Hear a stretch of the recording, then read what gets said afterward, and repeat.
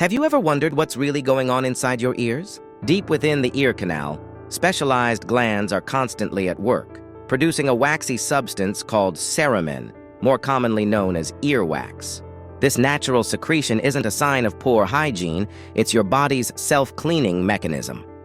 It diligently traps dust, debris, and bacteria, preventing them from reaching the delicate inner ear. Over time, this mixture of wax and trapped particles gradually builds up.